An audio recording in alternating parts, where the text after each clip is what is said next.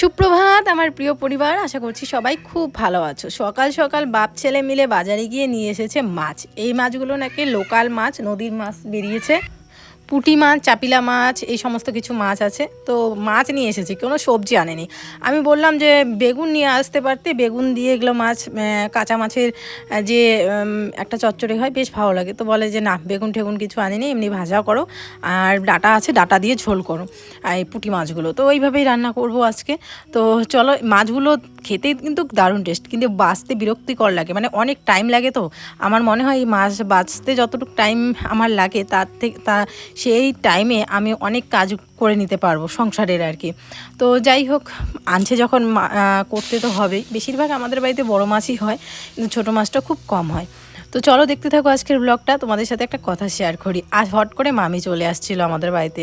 ওই যে বিছয় মিছিল হচ্ছিল বিজেপির, তো সেই জন্য হট করে চলে এসেছিলো আমাদের এখানে, প্লাস আমাদের মামাবাড়ি ওখানে, অনেক জায়গায় আজকে 3-4টা গ্রামে আজকে বিজয় মিছিল একসাথে।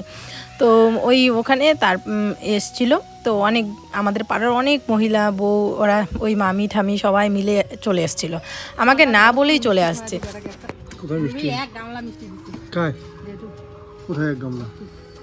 এদিকে জেঠিমাদের বাড়ি থেকে অনেক সবজি নিয়ে আসলাম, বেগুন, শশা, তারপর কাঁকরোল। আর দেখো জেঠু এক গামলা, মানে গামলা বলতে ফুল বড় রিং বলগুলো হয় না, ওগুলো দিয়ে এক রিং বল মিষ্টি স্কুল মাঠে দিয়েছে বিজয় মিছিল উপলক্ষে। তার সাথে চাঁদা তো দিয়েইছে। তো যাই জন্য আমরাও মিষ্টি নিয়ে আসলাম। দেখো আমাদেরও দিল। তো ওই মিষ্টি নিয়ে আসলাম। আর দেখো মিথিল কি করছে, খুব দুষ্টু হয়েছে মিথিল, মানে এত দুষ্টু হয়েছে কি বলবো। মাঝে মাঝে যখন ঘুমিয়ে যায় তখন মনে হয় দুষ্টুমি না করলে খারাপ লাগে, কিন্তু যখন ঘুমায় বা চুপচাপ থাকে জ্বর হলে, কিন্তু যখন আবার দুষ্টুমি করে খুব রাগ ওঠে। এদিকে দেখো মিতাংশ ওর ভাইকে মার দিয়েছে জন্য ওর বাবা আবার মারছে, যার কারণে ও আবার কান্না শুরু করে দিয়েছে। এইভাবেই আমাদের দিনগুলো কেটে যায় বন্ধুরা। তো যাই হোক, যেটা তোমাদের সাথে শেয়ার করেছিলাম যে মামি আসছে, আসলে মামি ফট করে চলে আসে, যেই অভ্যাসটা মামির খুব খারাপ। সন্ধ্যা বন্ধুরা, সন্ধ্যা হয়ে আসছে। আর এদিকে দেখো বাড়ি ঘরে যা অবস্থা, এই যে এখনই পরিষ্কার করলাম ঘরের অবস্থা। এই দেখো কি অবস্থা, সব ঝুমুর ওরা খেললো। তো এখনও পরিষ্কার হয়নি। এদিকে আমি ভাত বসিয়েছি প্রেশার কুকারে, আটবে না জন্য। এদিকে দেখো আজকে তো রাতে কেউ রুটি খাবে না, পেঁপে সিদ্ধ, আলু সিদ্ধ ভাত দিয়েছি। এখানে ছেলের জন্য একটুখানি ম্যাগি বসিয়েছি, 2 ছেলেই খাবে। এতে কিছুই খেতে চায় না, কিছুই খেতে চায় না, যার কারণে ওর বাবাকে বলছিলাম একটা ফাইল আনতে। এই যে ডাক্তারের কাছ থেকে এই ফাইলটা নিয়ে আসলো, 2 বেলা করে খাওয়ানোর জন্য। তো 1 বেলা খাওয়ালাম। তো জানি না কদিন পরে বুঝতে পারবো রেজাল্ট কি হয়। আর মিতান সেখানে খেলছে, দেখো এদিকে জামা কাপড়ের এইরকম অবস্থা।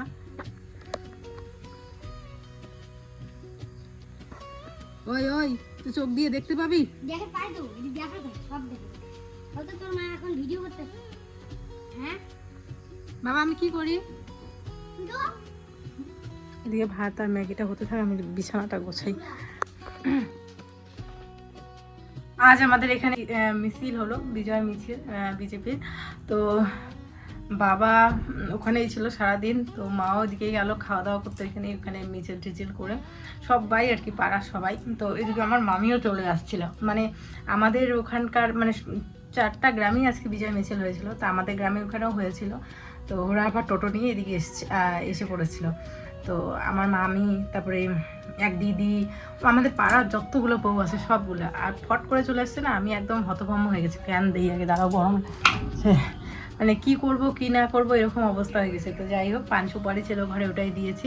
আর মামির একটা খুব বাজে স্বভাব, মামিকে আমি যতবার বলি, মামি সবসময় বলে আসবা কোনো পরিস্থিতিতে থাকি না থাকি, তুমি আসলে কোনো ব্যাপার না। কিন্তু অনেক সময় মামি আবার অনেকজনকে নিয়ে আসে, পাড়া প্রতিবেশী অনেক মামি ঠামি আসে, ওদেরকে তো একটুখানি মনে করো চা টা দিতে লাগে। যদিও আমি চা বসিয়েছিলাম, কিন্তু ওরা বলছে না খাবে না।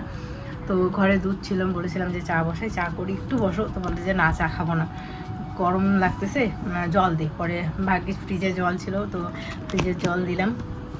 তো এভাবে খেয়ে দিয়ে পান সুপারি খেয়ে গেল। তো চলো এখন ঘরটা পরিষ্কার করি। আসলে মামি আসলে আমার কোনো ব্যাপার না, মামি যখন একা আসে কোনো ব্যাপার নাই। কিন্তু দেখো পাড়া প্রতিবেশী আরও অনেক মামিরা আছে, অনেক লোক আসে। তো তাদেরকে দেখো, সবসময় সত্যি কথা বলছি, অনেস্ট কথা বলছি, সবসময় আমার ঘরে কিন্তু ওই মিষ্টি বলো, জুস বলো অ্যাভেলেবেল থাকে না। মানে যেহেতু গ্রামে থাকি আর এনেও রাখা হয় না, সত্যি বলছি, আমরা গ্রামে থাকি, সবসময় এনে রাখাও হয় না, মধ্যবিত্ত পরিবারের যা আর কি, কেউ আসলো তখন ফট করে গিয়ে আনতে হয়। তো এমন টাইমে আসছে না তোমাদের দাদাভাই বাড়িতে ছিল সেই টাইমটার মধ্যে, না হচ্ছে আমি ঘরে কিছু ছিল মিষ্টি বা অন্য কিছু বা জুস এই সমস্ত কিছু। তো আমি পুরো হতধম্ম হয়ে গেছি আর কি, এত লোক এসেছে, মানে 15-16 জনের মতো একবারে চলে আসছে। তো পরে এমন রাগ উঠেছে মামির প্রতি, সত্যি কথা বলতে, যখন ও টোটোতে উঠেছে তখন তো অন্ততপক্ষে আমাকে ফোন করে বলতে পারতো, 5 মিনিটের মধ্যে না হয় কিছু অ্যারেঞ্জ করতাম। তো যদিও বা চা বসিয়েছি, মামি বলছে যে চা খাবো না, এই গরম থেকে এসেছি, আমাকে ঠান্ডা জল দে। পরে সবাইকে ওই যে জল, তারপরে পান সুপারি এগুলোই দিলাম। তো মামিকে পরে রাত্রেবেলা ফোন করে প্রচুর গালি দিছি। মানে আসলে এখন তোমরা অনেকে হয়তো বলবে যে তোমার মামা বাড়ির সাথেই তোমার সম্পর্ক, এটা নষ্ট করো না, যে না, ওর সাথে সত্যি কথা বলতে কারো নজর না লাগুক, কোনোদিনও কিছু হবে না। কিন্তু কি বলো তো, ওর উপর আমার রাগ প্রচণ্ড উঠে। আমি বলেছি যে তোমার সাথে আমার কোনো সম্পর্ক নেই, তারপরে তুমি আমার বাড়িতে আসবা না আর কোনো দিনও, আমি তোমার বাড়িতে যাব না, এরকম করে প্রচুর গালি দিয়েছি। ও আমার সাথে হাসতেছে খালি, কাকে কেমন লাগে, আমি তোকে সারপ্রাইজ দিচ্ছি। আমি কই না, আমাকে এরকম সারপ্রাইজ কোনো দিনও দিবা না। আমার প্রচণ্ড রাগ ওঠে। আসলে তুমি আসলে কোনো ব্যাপার না, তুমি তো জানো তোমার ভাগ্নির বাড়ি, তুমি তুমি তুমি ঠিক আছে, কিন্তু দেখো আর 5টা লোককে নিয়ে আসবা, তখন ওরা কী ভাববে যে ওদের বাড়িতে গেলাম, কিছু দিতেও পারলো না, হ্যান ত্যান। তো খারাপ লাগে না, এখানে আমাদের বাড়িরও একটা ইসে হয়, সম্মান নষ্ট হয়। তুমি কিন্তু এইভাবে আসবা না, তুমি আমাকে একটা বার ফোন করো, তুমি 100 বার আসতে পারো না ফোন করে, তুমি 1000 বার আসো না ফোন করে, কিন্তু যখন কাউকে নিয়ে আসবে একবার ফোন করো। তারপরে হ্যাঁ, মামি দিদি ছিল, মাসি ছিল, ওরাও ছিল। তো আমাকে একটা বার ফোন করলে আমি না হয় কিছু একটা ইসে করতাম। আর তো পরে যখন অনেক ব্যাতের ব্যাতের করলাম, অনেক গালিগালাজ করলাম, আসলে মামিকে তো আমি গালিগালাজ করেই কথা বলি, এরকম বুঝিয়ে শুনিয়ে কথা বলি না। ও আমাকে বুঝে যায়, কারণ কি বলো তো, ও জানে আমি কীরকম। অনেকে হয়তো এটা অন্য মাইন্ডে নিবে, বা আমি ওর সাথে একদম ফ্রি মাইন্ড। ও আমার অনেক না বলা কথা বুঝে যায়, আমিও না বলা অনেক কথা বুঝে যাই, এরকমই আমাদের বন্ডিংটা। এটা একদম মানে বন্ধুর থেকেও বেশি বলতে পারো। এমন না যে ওকে আমি 10টা কথা শোনাইলে ও আমার সাথে রাগ করবে, বা আমি 10টা কথা ওকে শোনাইলে ও রাগ করবে, বা ও 10টা কথা শোনাইলে আমি রাগ করবো, একদমই না। ওর আমার বন্ডিংটাই এরকম। আজকে মিথিলকে পুরো মারছি বন্ধুরা, এই দেখো এই জায়গাটা পুরো লাল করে দিছি। কেমন লাগছে এখানে, কেমন এখানে, এখানেও লাগছে? হ্যাঁ,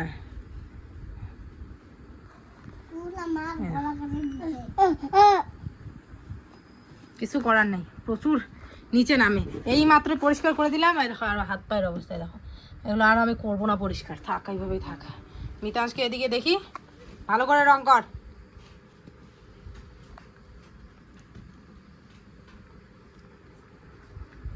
ও আবার যাচ্ছে নিচে, কিরা কিরা, আর যাবে না, ভয়ের চোটে আর যাবে না।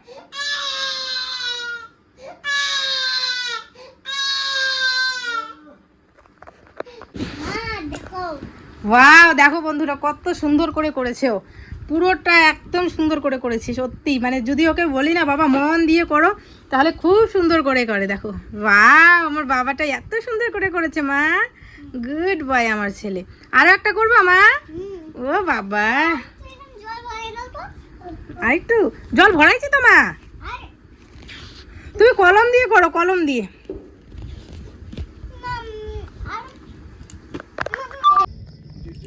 হ্যালো বন্ধুরা,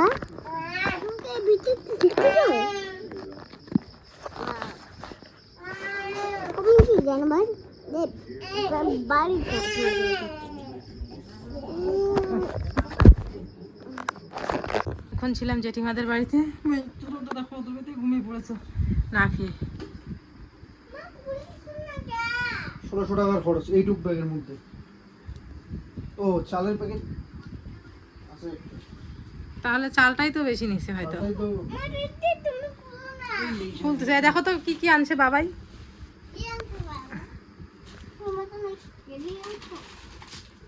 স্যার 1 কেজি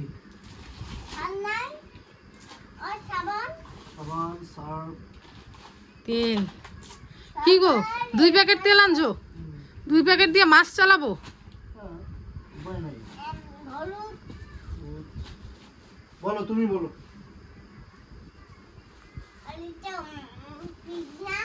কি ডাল? এটা ডাল তো এমনিও বেশি খাওয়ার জন্য সমস্যা।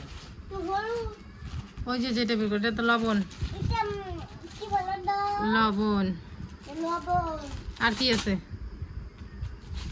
আর কি আছে ব্যাগে কি বলো তো এটা 5 ফোড়ন পাত্রম এটা চিনি চিনি রাখো রাখো রাখো আস্তে করে রাখো চিনিটা পড়ে যাবে আস্তে করে বাস এগুলো সব ওখানে হোলি খেলা যায় কোনটা দিয়ে হোলি সেটা দিয়া হলুদটা দিয়া হ্যাঁ ওরা হোলি খেলার জন্য আনছে না তরকারি রান্না করার জন্য আনছে সকালে রান্না করলাম সব এখন ঢুকাও এক এক করে ব্যাগে ঢুকাও ব্যাগে ঢুকাও সব ঢুকাও এই আমার এ না হলুদটা ফাটাই দিল গো বাবা আমি কেন যে ওকে কইলাম ছি ছি ছি ছি।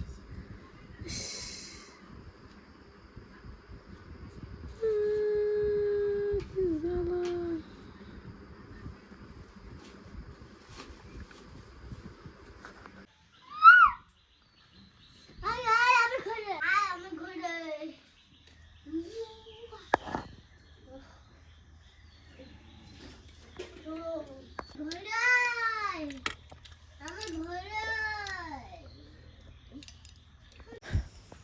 তো যাই হোক এইভাবেই মামির সাথে কথাবার্তা বললাম তো বলে যে ঠিক আছে আমি আর কোনো দিন তোর বাড়িতে ফোন না করে যাব না আমি যাব মানে কাউকে নিয়ে গেলে বোঝানোর পরে বুঝলো আবার তো তারপরে আর কিছু বলেনি যে বলে ঠিক আছে তো যাই হোক এখন যেটা তোমাদের সাথে শেয়ার করলাম আর কি মিথেলকে মেরেছি তোমরা হয়তো বা অনেকে কমেন্ট করবে এইটুকু বাচ্চাকে মেরেছো অনেক সময় সত্যি কথা বলতে প্রচণ্ড রাগ উঠে যায় কিছু করার থাকে না তখন নিজের প্রতি নিজে কন্ট্রোল না করতে পেরে ওকে মার দিয়ে দিই আসলে দেখো তো সারাটা দিন এত অত্যাচার করে বারবার নিচে নামে বন্ধুরা এদিকে চলছে সকালের ব্রেকফাস্ট আমি তো শুধু মুড়ি খেলাম আর আজকে একটু যাব ডাক্তার দেখাতে তো পেটের সমস্যা চলছে কালকেই তোমাদেরকে একটু বলেছিলাম যে আমার ডাইজেস্ট একটু সমস্যা হজম হচ্ছে না আর বুকে জ্বালা বা অ্যাসিডিটি ওরকম কোনো সমস্যা নেই আমি কিছুদিন আগে একটু আরেকটা সমস্যা হয়েছে তার জন্য আমি অ্যান্টিবায়োটিক খাই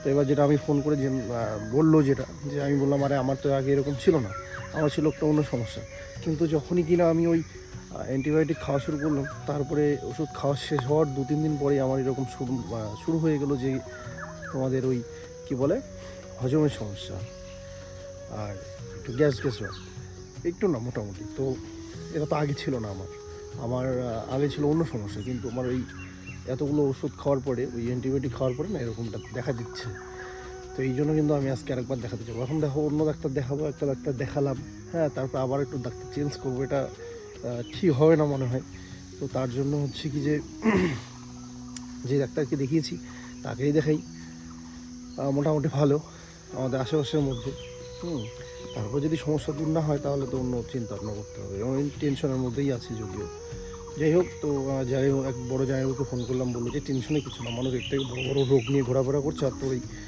ছোটোখাটো এগুলো সমস্যা হতেই পারে তো ওই হজমের কিছু ইসে খেলেই হয়ে যাবে প্রথমে ভাবছিলাম আয়ুর্বেদিক খাবো আয়ুর্বেদিক খেলে পরে হয়তো বা অন্য কিছু সমস্যা হয় না কারণ আমরা যখন বেশি মেডিসিন খাওয়া শুরু করি তখন একটু কিডনিতে চাপ পড়ার একটা ইসে থাকে তো এইটাই আর কি দেখা যাক যাই আগে তো চলো দেখতে থাকো আর সকালে কিন্তু বৃষ্টি হয়েছে সকালে ঠিক না শেষ রাতে ভোর সকালে বৃষ্টি হয়েছে আর রাতেও হয়েছে তো তার জন্য কিন্তু ঘুমটা মানে রাতের বেলা বৃষ্টি হলে কিন্তু খুব দারুণ হয় তাই না বলো তো ঘুম দারুণ হয়েছে আমার চোখ মুখ দেখে বুঝতেই পারছো একটু চোখ মুখ ফোলা চলো দেখতে থাকো এখানে এক গাড়ি হচ্ছে বালু ছিল আর ওইখানে এক গাড়ি ছিল হচ্ছে পাথর তো আমার যতটুকু কাজ হয়েছে সেটা তো তোমাদেরকে একটু পরেই দেখাবো আপাতত বালু পাথর আমার শেষ মানে পুরো শেষ কাজ এখানে শুধু কিছু বেঁচে ছিল যেগুলো হচ্ছে বস্তার মধ্যে রেখে দিয়েছি তার কারণ হচ্ছে গিয়ে ওই বর্ষার দিন না হলে এটুকুই নষ্ট হয়ে যাবে